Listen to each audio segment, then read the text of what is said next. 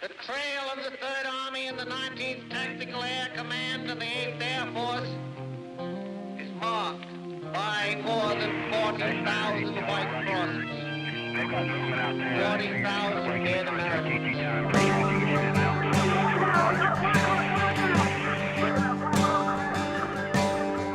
We were young and soldiers called to dedicate our lives in the name of God and country.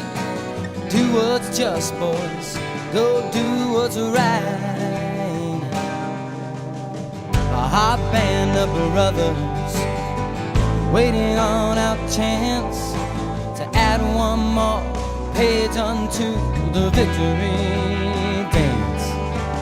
Here am I, Lord, send me, send me. Victory lies in the spirit of the lives of the men who died for me.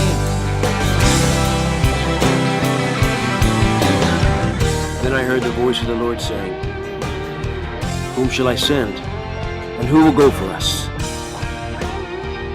And I said, here am I. Send me.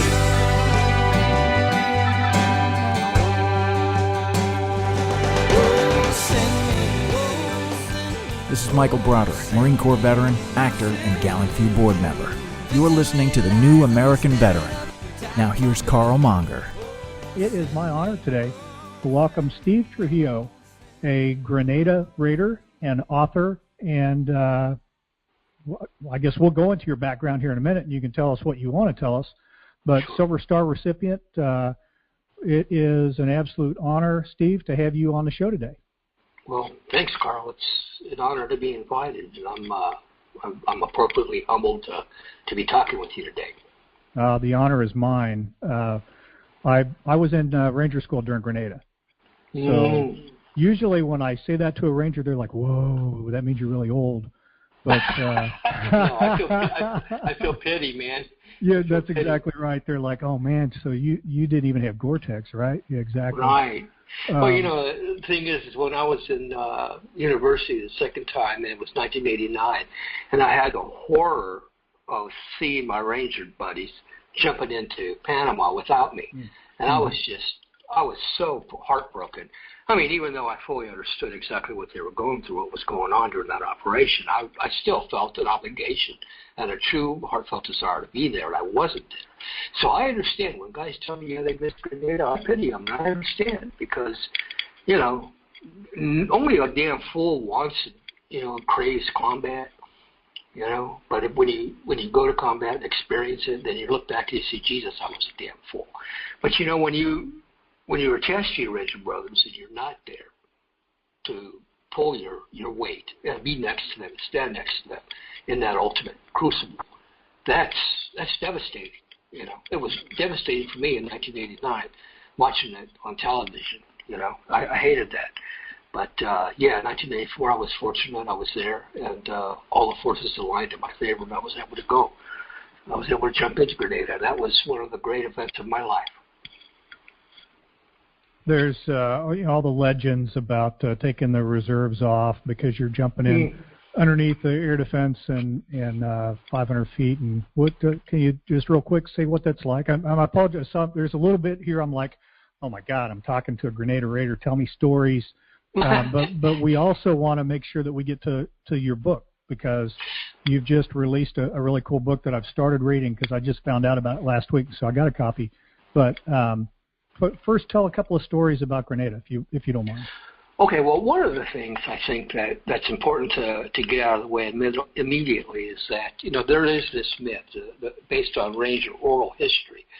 You know, a lot of what I do is based on Ranger oral histories. You know, these are stories that we've told one another around campfires in the South River trading area for years, decades now. You know, and so what you typically have is you'd have a platoon sergeant say, okay, gather on around, let me tell you the story about the jump into Point Salinas, right? And they'll tell you the story. So these stories that I have begun telling, and I just did it with my first book, was for the first installment.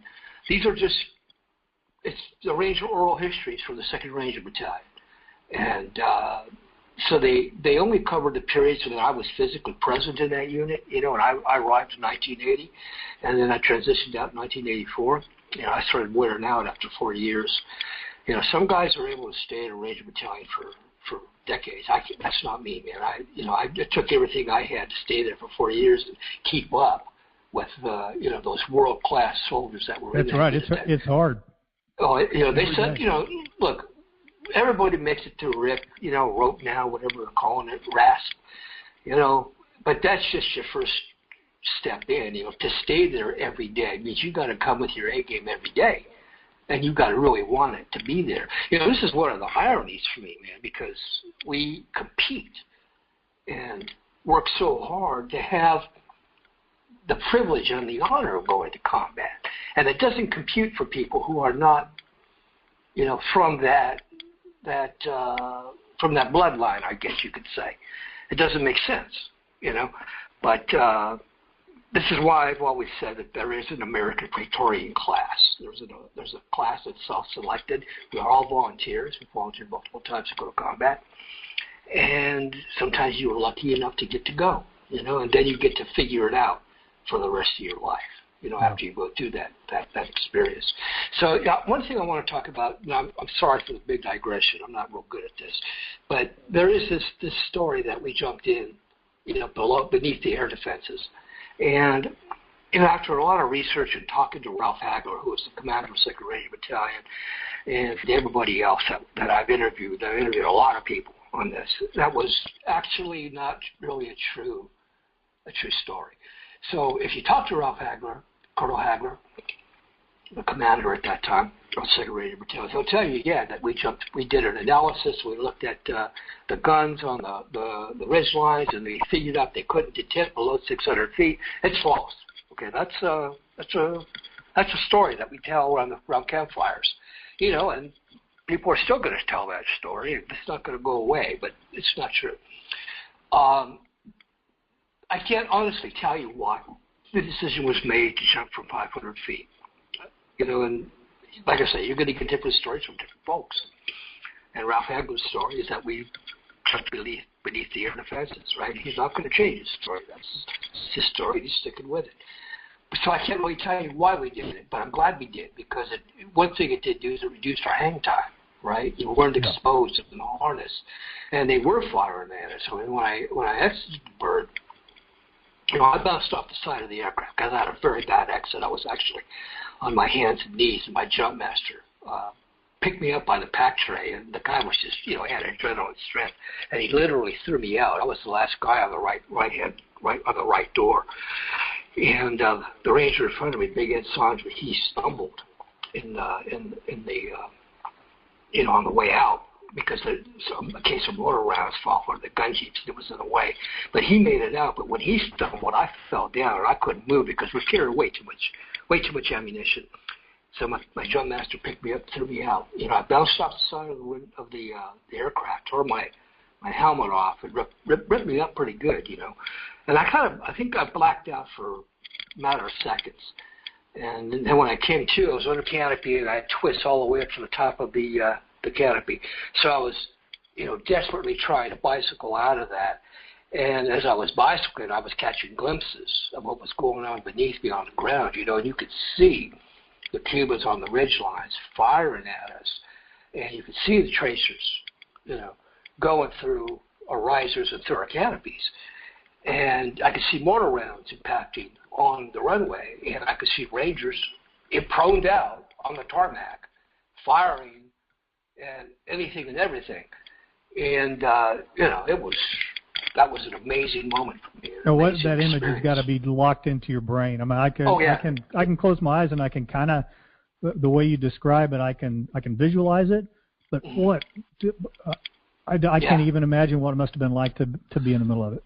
Well, you kind of, in those moments, I think you kind of go on autopilot. All right.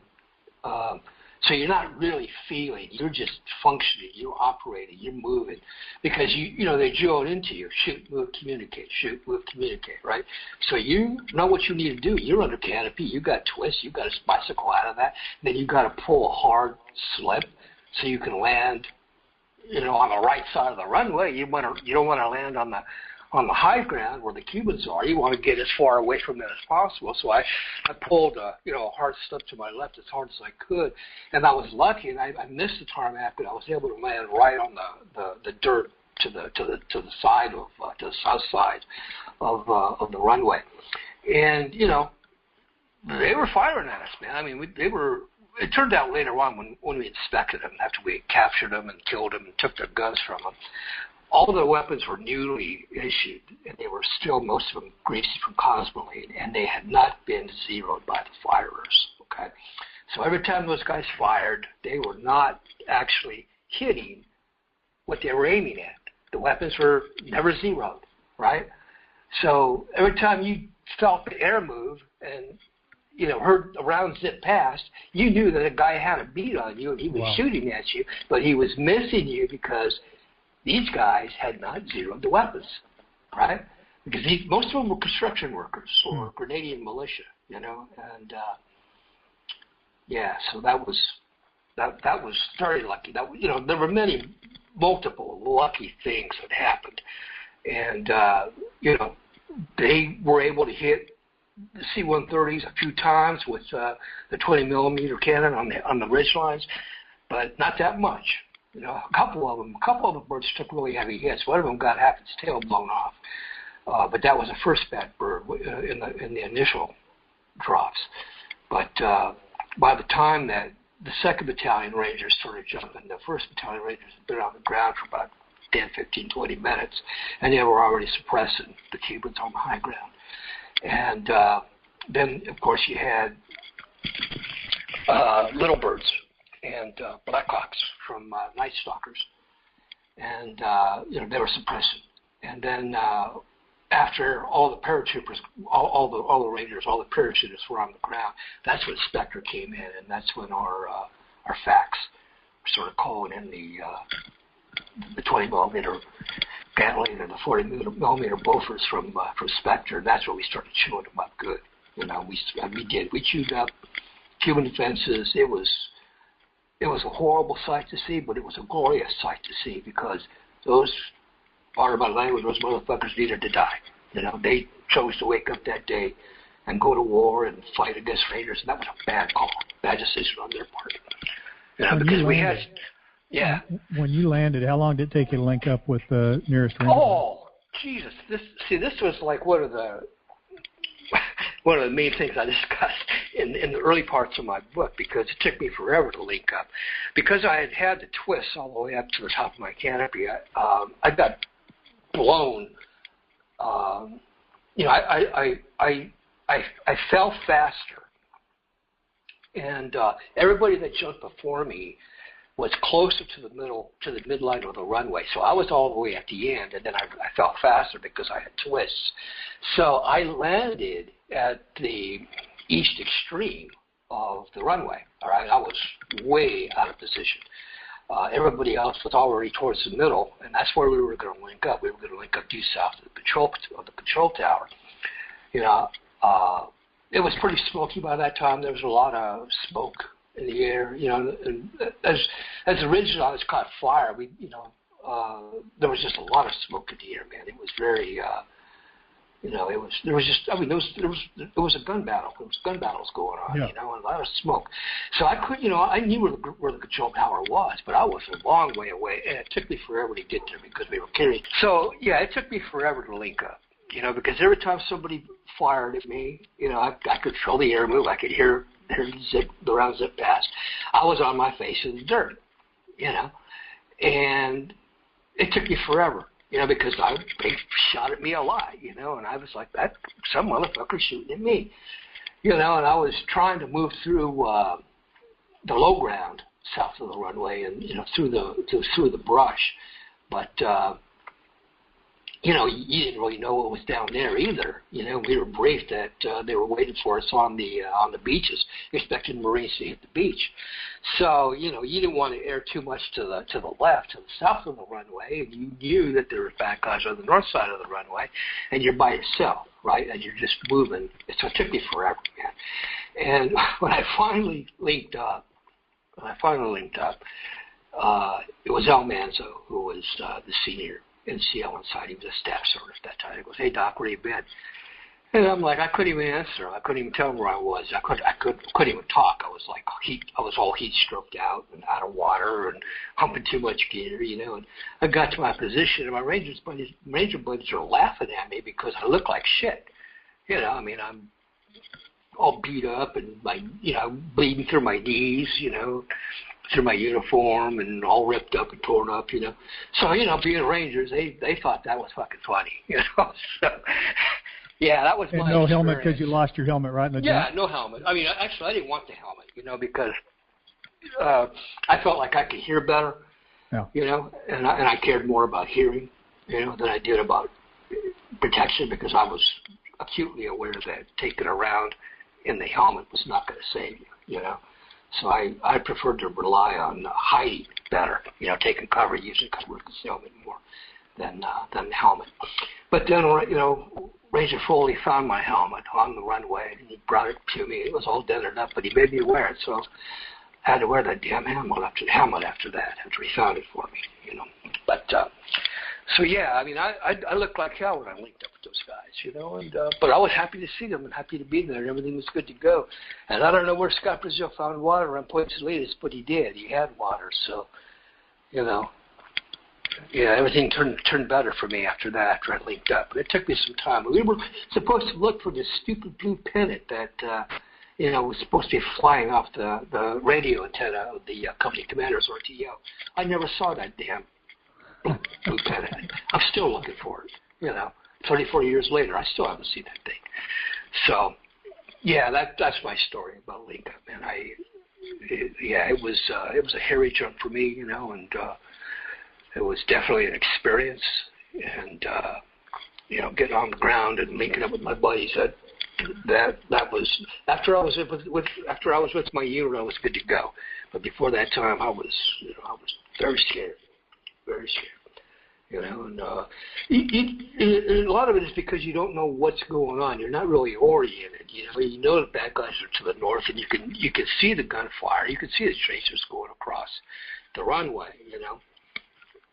And, you know, you could see the 60 gunners engaging, you know, and I still don't know how the hell they were doing it. I mean, because guys were using binoculars, you know, but the ranges of the airfield were so far. You know, the small arms were really not useful. Only the machine guns were useful, and really the king of that battle was the FOs on the radio to Spectre, you know. And that's how we killed them all, with Spectre gunships. And that was Bill Sears, Staff Sergeant Bill Sears, who's rest in peace. He passed a couple years ago. But he was the Alpha Company FO, and man, that guy killed a lot of people. He killed a lot of Cubans. And, you know, it kind of made me nervous at the time because, you know, Bill was, you know, kind of, he was too happy about it, you know. For me, I felt like that was really bad juju. That was bad luck to gloat, to glorify in the killing of your enemies. I think, you know, for me personally, I think it's appropriate to say, okay, that guy's dead. He needed to die, but then you move on. You don't glorify in it. I thought that was bad luck, and you know, as it turned out later on, Bill had some bad luck, but. In those first hours, he was a big part of the battle. He was a big reason why we were able to establish the airhead to seize that runway and that airfield, because he cleaned up those ridge lines. You know, I mean, he was online with Spectre, and they greased it. They just blew them all away. You know, we were sitting there watching it through binoculars because, you know, small arms didn't have the range.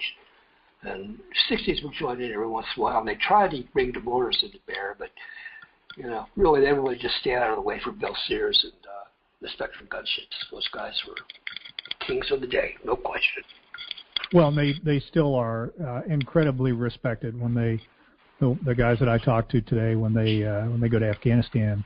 They can't buy a drink if I'm in the room, you know? Yeah, having the JTACs with them, they're phenomenal individuals. And just a little side path here, one of the things that I've learned the last couple of years is, most of the Air Force doesn't have much of a transition issue because they come out of the military with technical skills.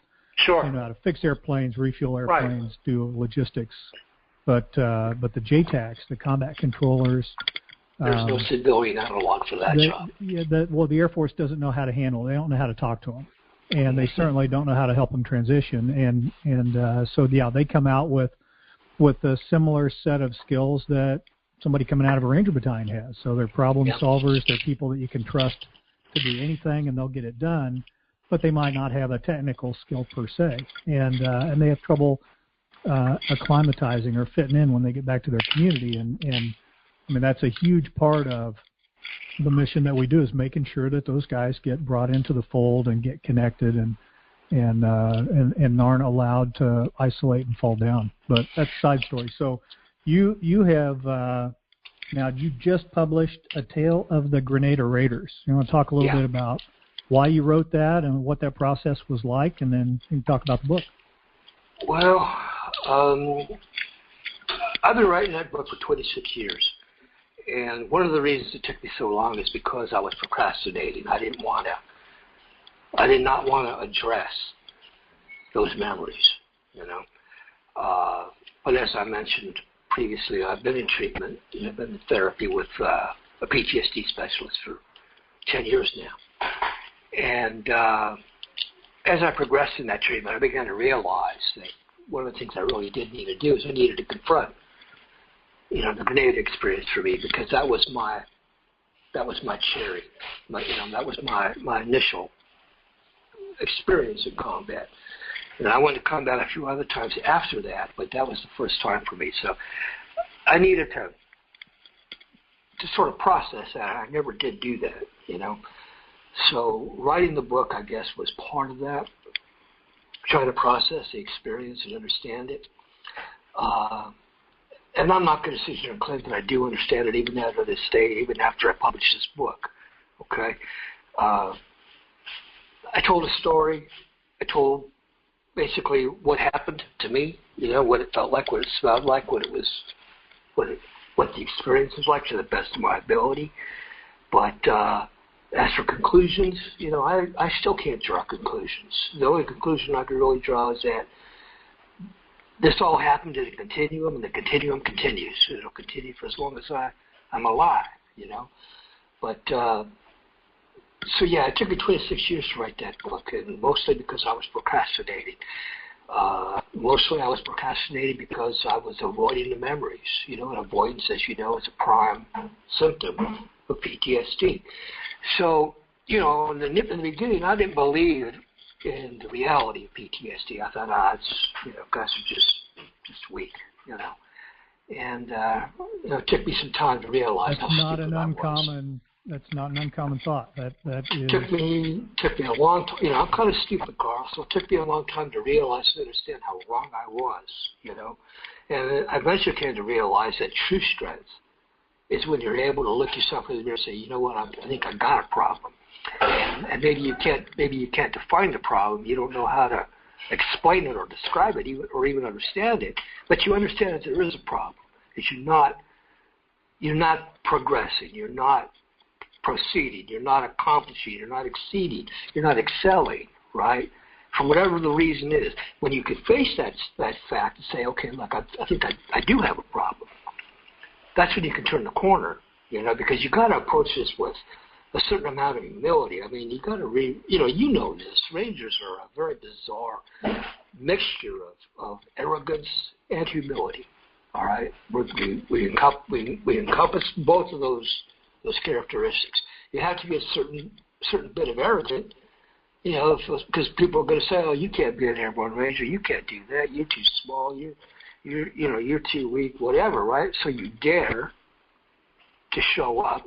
Yeah. And say, I'm going to do this training, or I'm going to survive, or they're going to kill me as I try, right? And that's how you succeed. So everybody that makes it into the unit has that sort of personality trait, right? Because they had to dare, and then they had to really, really work to get there, right? But once you get there, you're confronted by world-class soldiers, and you got to keep up with them. So that teaches you the humility part, right? So you're arrogant and you're humble. You have both of those in varying measures. Great way to put that. Yep. I'm sorry? That's a great way to put that. Great way to put that. Well, I don't look. I'm no expert on this stuff. I'm just a guy, right? I'm just an old ranger now, and so it took me 26 years to write this book, and I'm really happy that I got it over with. I had a couple house scares the last couple of years, and it dawned on me that if I didn't get it done, I was going to die and leave it undone, and that was unacceptable to me. So, I just I cut myself off from a lot of the One of the things that I did was I had to push away from SOCNET, for example. SOCNET was a big part of how I got through my days, found a lot of brotherhood and a lot of companionship. And for those that don't know, SOCNET is an online bulletin board that actually predated Facebook. Oh yeah. And it's still going strong too. But I had to push away from that because I was spending too much time there, and I pushed away from it, and I just sort of isolated. I focused in on what I needed to do, and I just started polishing the manuscript. Now, this book actually was the opening chapters to a much bigger book, all right? That bigger book was what I started writing in 1992 after I resigned from DEA. And that was a book about my experiences as an advisor to the Peruvian Drug Police, right, with Operation Snowcap. But as I was writing that book, I realized, I got to talk about how I ended up being an advisor to the Peruvian Drug Police, So I started the initial chapters, and then as I continued, I realized, this is getting too big and too long. I got to break this off into a separate book of its own. And that's how the book came about. I realized I had to break it off. So the Peru stories are still out there. They're still waiting in manuscript form for me to resume work on them. But first I got to finish this part. I got book one done, which was the Grenada Tales, Tales of the Grenada Raiders. And the second book is coming up next. I'll finish it up this coming year, 2018. It's called The Rosetta Stone of Memories. And basically what that story is, it drills in on my personal path, my personal journey, from being a student and a self-described poet to how I became a warrior, how I became a soldier, how I became an airborne ranger, and then later on went on to special forces and later went on to some other things. So, that's what the second book talks about, and I'm sort of getting nervous about it now because the first book has been very well received. I mean, it's got like 28, 29 5-star reviews on Amazon. It's crazy. Congratulations. Very nice. Dude, I'm so humbled and I'm fearful too because I'm like, okay, this can't last. Eventually, someone's going to read it and really despise it, and they're going to come and say, you guys are all assholes and you're wrong. This is the truth about it. I'm waiting, So, I mean, the shoe's got to drop. But right now, it's got 5-star reviews across the board. There's like 28 or 29 of them. And some of those reviews, they're really very well written and very perceptive. Some of the people that read that book and wrote those reviews, one of them was Jeff Mellinger, and Rangers all know who Jeff Mellinger is. And I was shocked because I was absolutely certain that Ranger Mellinger would hate the book. Well, he liked it, and I'm still astonished. He's been on the Gallant Few Board of Directors for the last 4 years. Well, I got to tell you about Jeff Mellinger. He and I did not like one another back in the old days. I used to think that he was a B Company robot, and he thought I was like an Alpha Company smart ass. And the truth of the matter is when me and the other medics saw Jeff Mellinger and Preston and Ray, what's that guy's name? I can't remember his name. We saw the Bravo guys come. We were like stick our hands in our pockets just to fuck with them, Because we knew that they would like go ballistic. They'd go ballistic. What are you doing with your hands in your pockets? But we did it on purpose because we were medics. And any time Mellinger jumped in our shit, we'd just say, okay, you should probably go see Surface Glass Broughton about that and tell them how terrible we are. So Mellinger would stomp over to the aid station and find Broughton and say, these guys are assholes. They're the worst goddamn Rangers ever. And Broughton, he knew exactly what we were doing. He would just say, okay, Mellinger, I'll fix it. I'm sorry, they're such assholes, and we'll work on it. And we'll try to have some standards like you studs at Bravo Company. You know? So Mellinger and I, we hated one another back in the day, okay? Because we were just from a different, we were different strains of Rangers. There was different kinds of Rangers in those days, right? And I used to think that Mellinger was a robot. And he thought we were just rebellious dumbasses, you know. He was pretty much right, but I was right too. He was a robot. But Mellinger, for people who don't know, he spent, I want to say, like 8 years in Iraq. Yeah. And he kept refusing. He turned down a chance to be Sergeant Major of the Army twice. That's right. He said, no, I don't want to compete for that. I'm going to stay here. And the reason he stayed there is because he saw the guys that were potential replacements, and he realized that they were not going to do what needed to be done. So he said, fuck it, I'm going to stay here, and I'm going to take care of it myself. And he did. And one of the questions you've got to ask Jeff Mellinger is how many times did he get blown up, literally get a Humvee blown away out from under himself? Happened many times. He cares very, very, very deeply about soldiers. And my first interaction with him, we're both in the U.S. Army Ranger Association. Well, I take that back. I was the Central Region Director for the U.S. Army Ranger Association, and he was not a member yet, but he called me up, and he said that he had just visited a young soldier in Walter Reed who was a multiple amputee, and the kid was going to die. He was terminal. And this kid, you know, Jeff is like, is there anything that I can do for you? And this kid looks up at Jeff and says, and I may be paraphrasing it just a little bit, but looks up at him and says, you know, my biggest regret in life is that I didn't get my Ranger tab. I always wanted to be a Ranger. Jesus. And so Jeff calls me up and he says, is there a chance, do you think the U.S. Army Ranger Association would make this kid an honorary Ranger? And I said, well, if they don't, then I'll resign, you know, today. Yeah.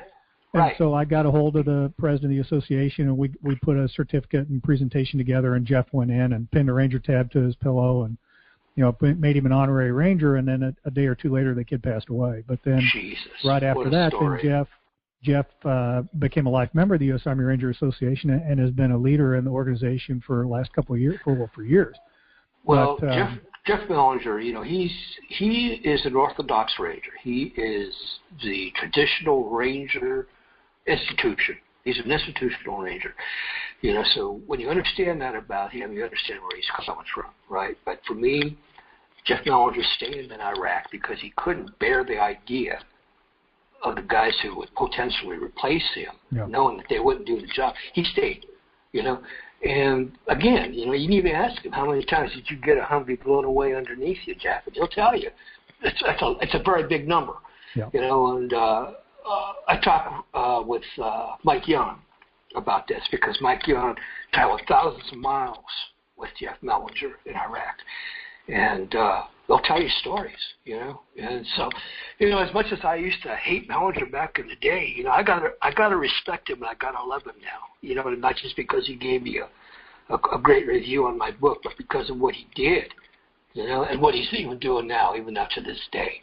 As much as you know, his attention to detail may annoy you, you know, and may annoy some of us, his heart is what matters, and his heart is with the Rangers, you know, and he just cares about Rangers, and that's what he does. He takes care of Rangers, you know. So, yeah, I'm now one of Jeff Mellinger's biggest fans, even though he and I probably still would not like one another if we were in the same room, you know. But you know, I respect and admire him very much. But yeah, that happened. Mellinger gave me a great review, and I was stunned because I was certain that Mellinger would hate the book, you know, but he liked it.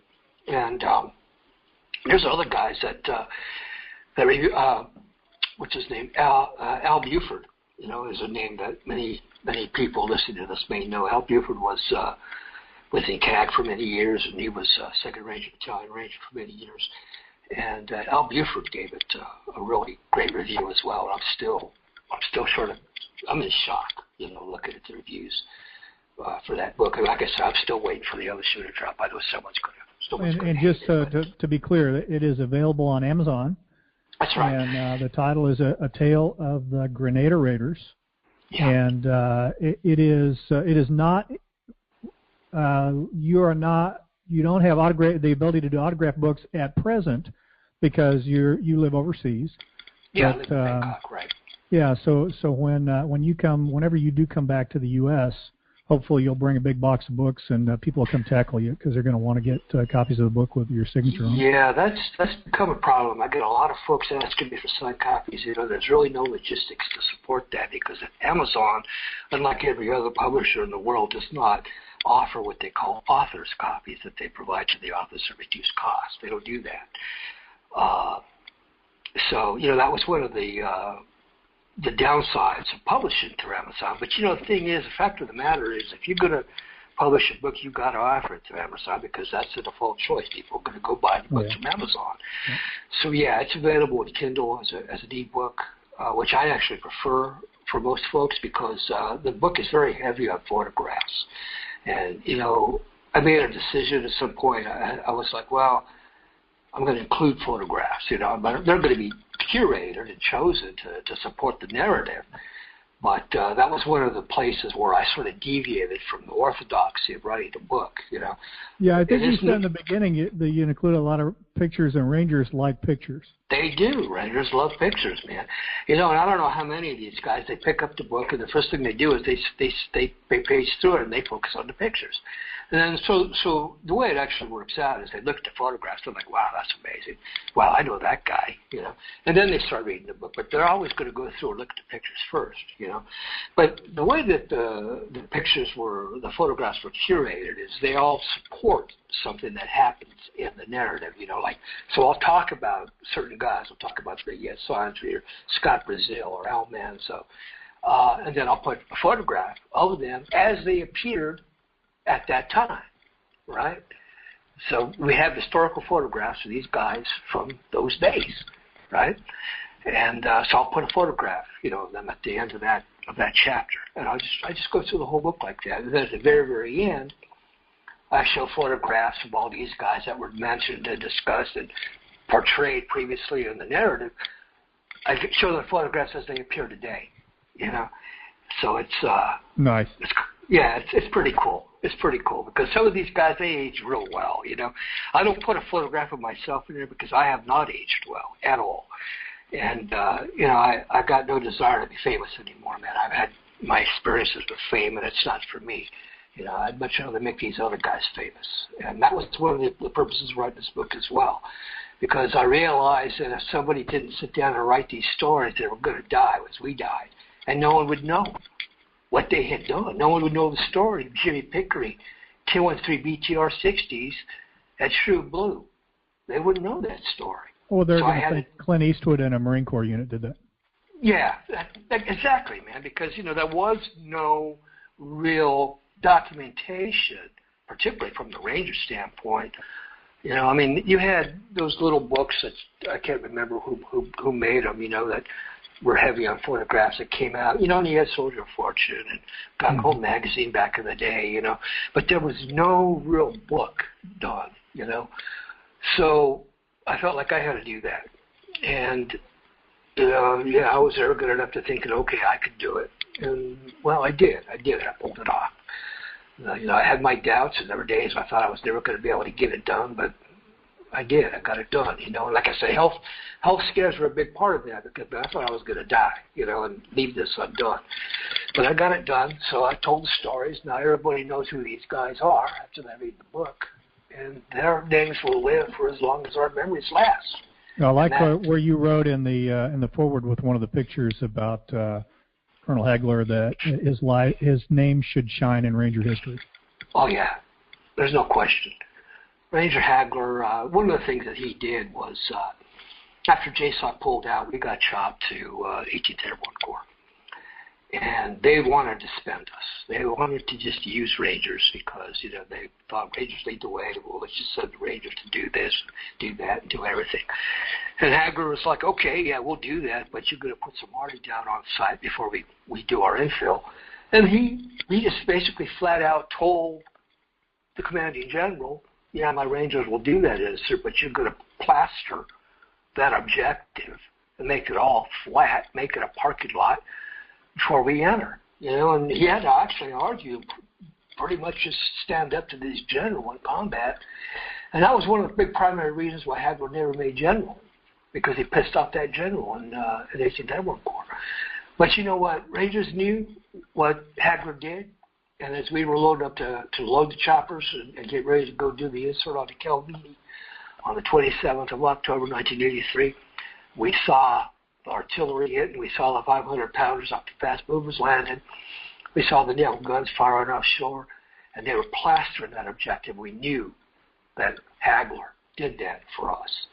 He stood up and he said, no, my Rangers are not going in until you do an arty prep on that target. And we saw it. We could watch the whole damn thing from Point Salinas. And as we were on the aircraft on our Blackhawks, getting ready to do the run in on the insert, we could just see, they were pulverizing the objective, pulverizing Calvini. And it was in flames, man. That whole thing was just on fire, as we were heading in. And so we owe that to Hagler, and I will never forget it. And there's some guys, who criticize Hagler. They say, for example, that he, believes his own press clippings too much. I don't subscribe to that. I think Hagler was a Ranger commander, and that means that he had a certain amount of chutzpah, and he had the ability to look a general in the eye and say, no, sir, we're not going to do that. And he did that. That's when you talk about a commanding officer, that's what you want. You want a commanding officer who is not going to allow a higher headquarters to spend your life. Well, it also ties into that mix of arrogance and humility that you talked about. That's exactly correct. That's exactly correct. So Hagler, for me, Hagler is a giant. Okay, he's a giant. And the funny thing about Hagler is you can't contact him now. I mean, I was in touch with him a few years ago, and we we talked off and on. But he's gone underground, and last I heard he was in Australia. Nobody knows where Hagler is now anymore. Nobody knows what he's doing, and I hope that he'll hear this or see the book and check back in on the network and just say, hey, here I am, and all's good. And I sincerely hope that all is well with Ranger Hagler, because I love that man. I love him with every fiber of my heart. Steve, before we wrap up here, so we're coming up on the end of the time here. Before I started recording, you were talking about your experience getting therapy, group therapy, and if you don't mind kind of talking through that, and from your perspective, combat proven medic, Silver Star recipient, hero in the Ranger community, whether you like that title or not, you are. What would you tell a Ranger now that's recently been in Iraq or Afghanistan or any other number of a dozen places around the world that are dealing with experience that they have had? What should they do? What would you tell them? The first thing they got to do is they got to look themselves in the mirror and they got to say, okay, it's possible that I have a problem. Okay, it's possible that I could use some help processing what I've been through. Okay, it's possible that I could use some assistance making a graceful transition. And I got to be honest, I don't think I ever met an airborne ranger who made a graceful transition from being an airborne ranger to being a civilian. I've never met one. Okay, and I didn't. My transition was grotesque. It was horrible. I was drunk. Self-medicated. I isolated. I was combative and rude and horrible, and my second marriage was burning in, and, it was not a pretty scene. So one day, I realized, well, this marriage is over with and it's not salvageable, and then I had a problem with my son, and then my dog died, and that was the last straw, So I went to the VA, went to the vet center, and they had a guy there, his name was Ike, and he knew exactly what was going on with me. He just took one look at me. He knew. And he was right. And he handed me a piece of paper. He said, here, fill this out, and then we'll get your get your claim submitted. I'm like, a claim? I don't need a claim. I don't need anything. I need some help with making the transition.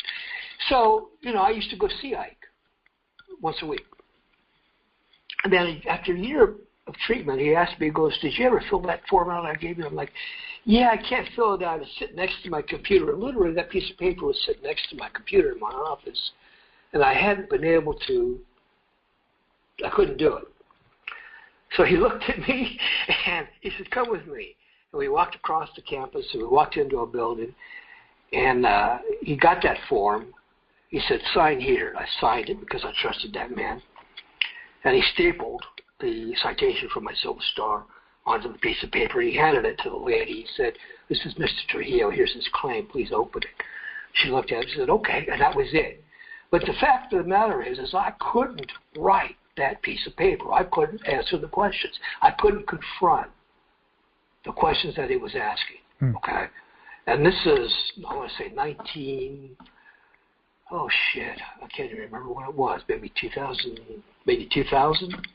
Yeah, it was many, many years after Grenada, after I finally separated from the military in 1995. So the first thing I'm going to say to a guy is I'm going to say, look in the mirror and accept. Have the humility to accept that maybe you can use some help. And then you don't have to get complicated with it. You don't have to get fancy with it. All you've got to do is take a copy of your DD-214 and go to a vet center. And there are vet centers in every town in America. They have them. The VA has put these things, these offices everywhere. And I'm not going to say they're all good. I'm not going to say they're all perfect.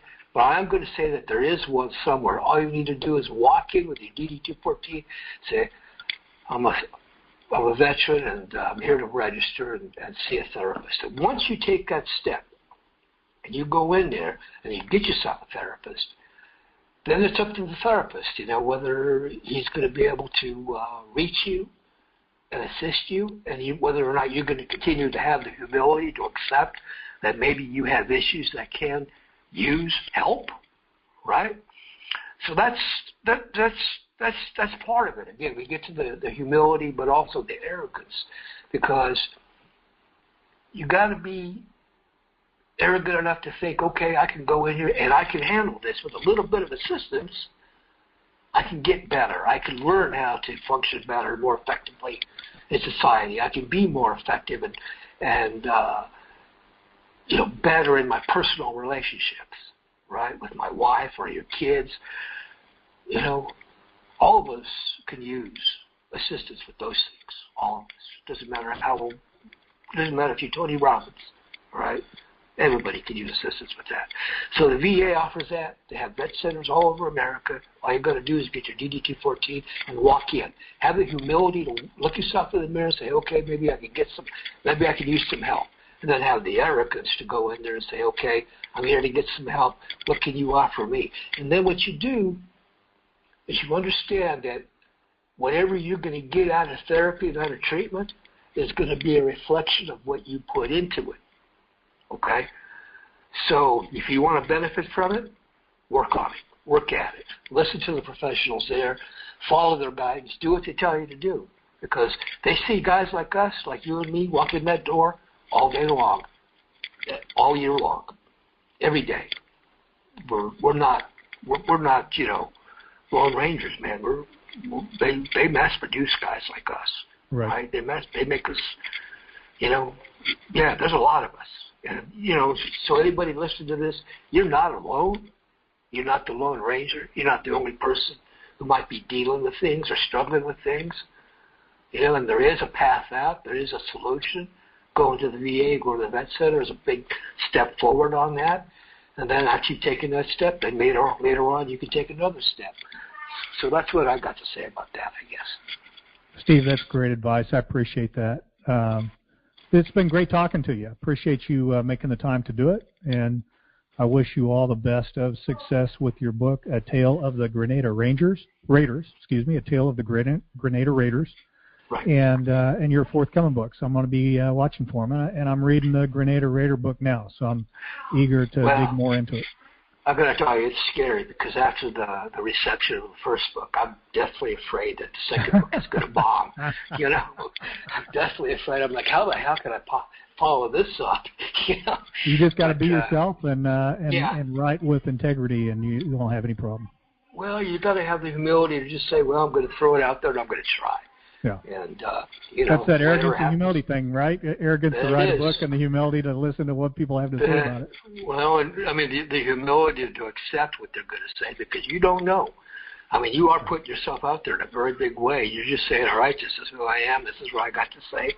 And I'm sure that there's guys out there listening right now who hate that book. And, you know, so I'm waiting to hear from them. I'm sure, you know, they'll come out of the woodwork eventually. You also invite, the end of the foreword, you invite anybody who doesn't like the book to write their own. Absolutely, man. You know, because one of the things I realize is that history is not fixed, right? And there is no such thing as objective reality, only what we all agree that it is, you know? And, yeah, if you don't like this book, by all means, write your own, you know? And there's, you know, that's a lesson also, I think, Carl, because, you know, there's certainly guys that I talk about in that book that are mad at me for saying some of the things I say about them. And I'm sorry about that, but you know what? They could write their own damn books, and they could say, well, Dr. Trujillo's an asshole, you know, if they want.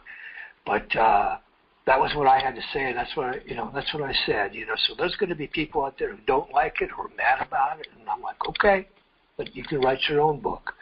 You know, and literally anybody can, man. I mean, if people want to know how to write a book, just drop me an email. I'll tell you how to do it. It ain't that hard. You know, I mean, what it is a long slog, and you got to come up with an action plan. You got to follow through on it. You got to check all the blocks. You got to keep going. You know, then you got to polish and polish and polish. But anybody can do it, man. What is the best way for somebody to contact you if they want to drop you a note? Man, that's a good question. Probably my. Do you have a Facebook page for the book where they can drop you a note?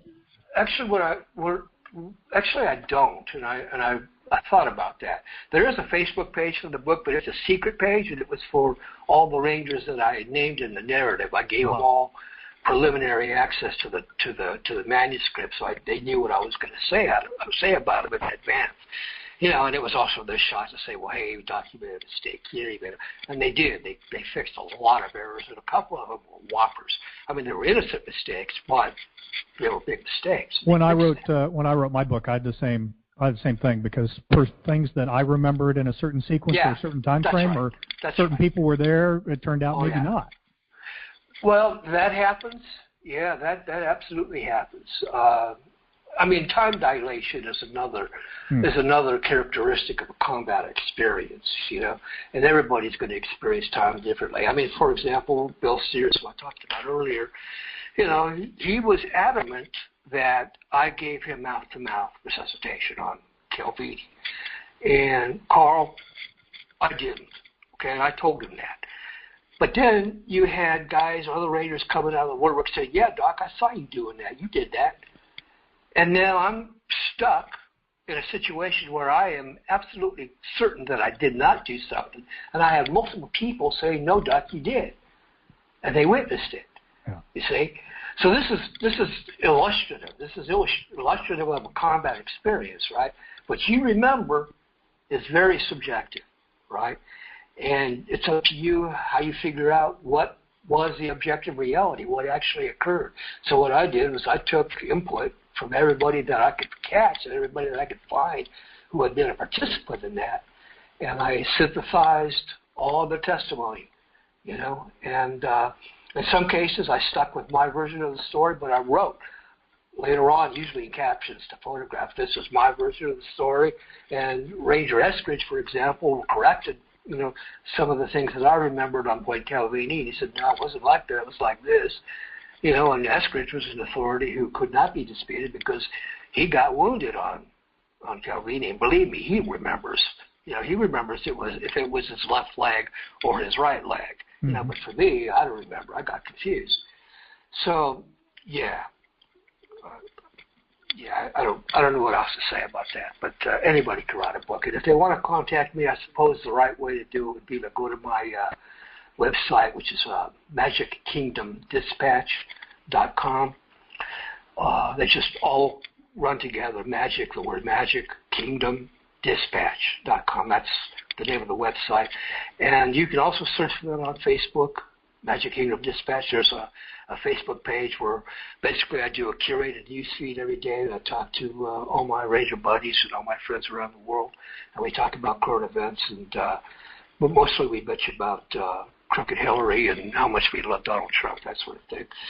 And so yeah, there's that. And the other way, the way to just zone in on how to get this book is just go to Amazon and just search on Stephen Trujillo, Stephen, Trujillo, Trujillo, and it'll take you right to the author's page. I'll put a link in all the uploads for this as well, for both the Magic Kingdom Dispatch and for the book. Well, I appreciate that, Carl. Thank you very much. And I do encourage people, when you shop on Amazon, go to smile.amazon.com first and register Gallant Few as your charity of choice, or if you have one that you like better, go pick them. But pick one, because it doesn't take anything away from Stephen's sales. It doesn't take anything away from the profit that he gets from the book or anything, but Amazon will kick some money out of their profit from each sale, from everything that you buy. If you start at smile.amazon.com, they'll kick that to that nonprofit of your choice. So, and believe me, Carl, Amazon could afford it too. Yeah, that's an easy way that you can support your favorite nonprofit, and it doesn't cost you a penny because it's all automatic. So so please do that. Well, Steve, it's awesome to talk to you. Thanks for being on the New American Veteran, and I'll drop you a note and let you know when this goes up. And it's been a privilege and an honor talking to you. Sure, the honor is mine, Carl. Thank you very much. Thank you, brother. Appreciate it. Okay. Talk with you soon.